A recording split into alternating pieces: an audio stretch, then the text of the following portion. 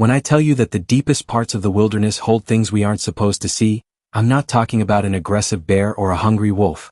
I'm talking about the kind of silence that has weight, the kind that proves you're sharing the dark with something that shouldn't exist. My name is Elias. I've spent 15 years hunting, trapping, and hiking the most remote corners of the Bitterroot Mountains. I go deep, always alone, always prepared. I carry the same quiet confidence Solomon carried in that high school gym, the absolute assurance that my training would cover every possible contingency. But my experience, all my training, taught me about nature. It didn't prepare me for the figure. It started with the stillness. Day 3 of my solo trek and the woods went dead. No bird calls, no buzzing insects, no wind moving the high pines. The air itself felt thick and unnatural, like stepping into an invisible vacuum. I hiked through a dense grove of Douglas fir when I saw it. A line of small, perfectly snapped branches, all about 4 feet off the ground. Too high for a deer, too clean for a fallen tree. It looked less like damage and more like a trail marker. I dismissed it, telling myself it was a prank, but my gut was already a knot.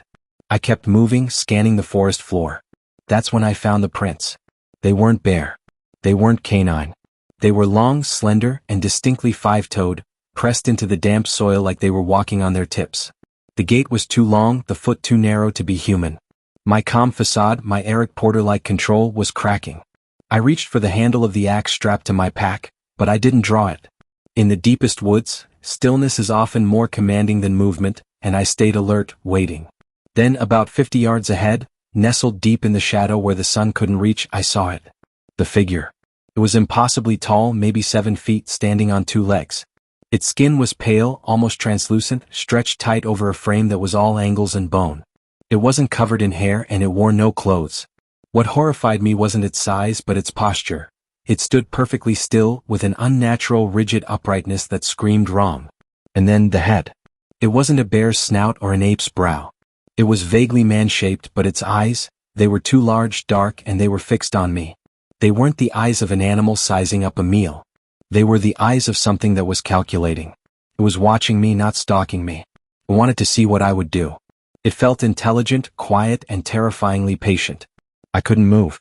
The tension was electric, a silent standoff. Just like Jalen in the courtroom, I knew I had to find the crack in the situation.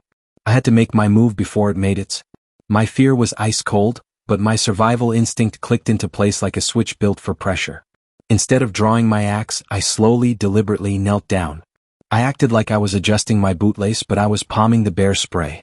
I counted to 10. Then, in one explosive burst of movement, I sprinted off the path, tearing downhill through the densest brush I could find, not toward my camp, but perpendicular to the direction I was going. I knew the figure was faster, but I also knew it relied on the stalk, on its quiet observation. I ran for a solid 3 minutes before daring to look back. Nothing. Just the dark wall of the forest. But as I kept running, I heard a sound, not a roar, not a growl. It was a single high-pitched click, like bone tapping bone, repeated twice. It sounded like disappointment. I didn't stop until I hit the river, wading in the icy water for half a mile to kill my scent trail, just in case. When I finally reached civilization 2 days later, I was a wreck. But I was alive. The lesson I learned wasn't about the proper knot for a tarp or how to treat a snake bite. It was a lesson about humility. You can learn the rules of the woods, but you can't learn the rules of things that are older than the woods itself. Sometimes the greatest strength isn't fighting back, but recognizing when you're completely outmatched, turning around and running without shame. I still go into the mountains, but I never go alone. And I always remember that single, terrible truth. Deep in the dark, something is watching, and it's not human. If this story kept your heart pounding, hit the like button. Subscribe for more true survival encounters and share this video with someone who thinks they know everything the woods has to offer.